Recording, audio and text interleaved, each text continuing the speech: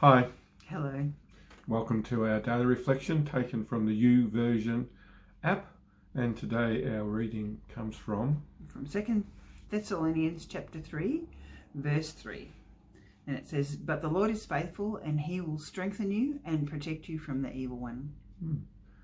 It's Paul wrapping up one of his letters, reminding people to pray for them, but also recognise that God's got our back. God's looking after us. He really has. Doesn't always feel like that. No. Sometimes it can feel as if God might be distant, but God has got us in his sights, and that's important for us to remember. Yeah, he's faithful. And remembering too that this time in the early church, Paul is writing to a group of people who are new in the faith, and they are facing persecution, and it's not an easy time for them. It's very unsettling, much like the world that we live in today. And so they're trying to work out what's next, what's happening, how do we do this world that we're living in now? And he says, but the Lord is faithful, and that's a good thing for us to remember too.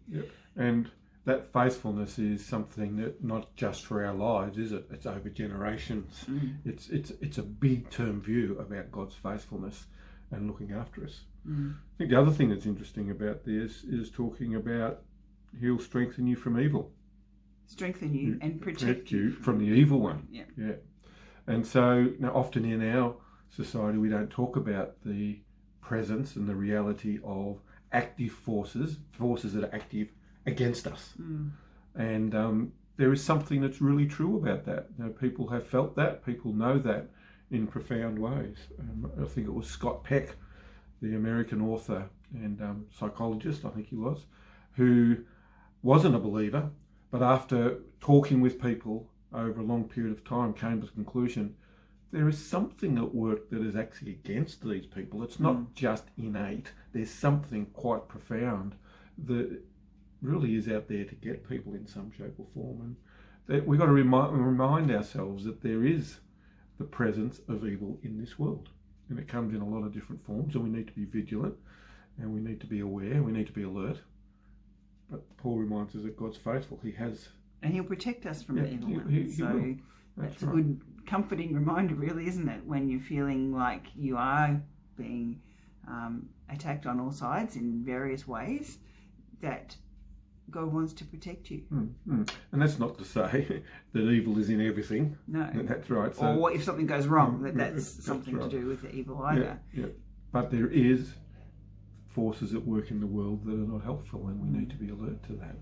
And it also says we need to be careful, because we don't want to play in areas where we open ourselves to the susceptibility of what the evil might bring against us. And so I think Paul's reminder in all this is obviously, now let's keep praying, let's be vigilant, let's be careful, and let's, in the midst of all this, trust in God who's promised to look after us and to care for us.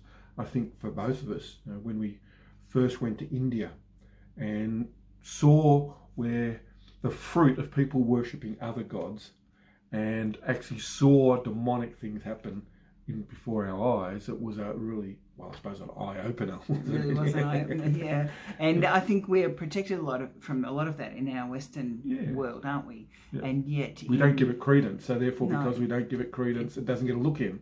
No, at one level, although it's more sneaky for that point of view, because it means that we don't, there is evil at work, and yet we don't name that. And so it's easy for us to dismiss the reality and the presence of evil at work in the world. But that was an eye-opener for us, 30-something years ago.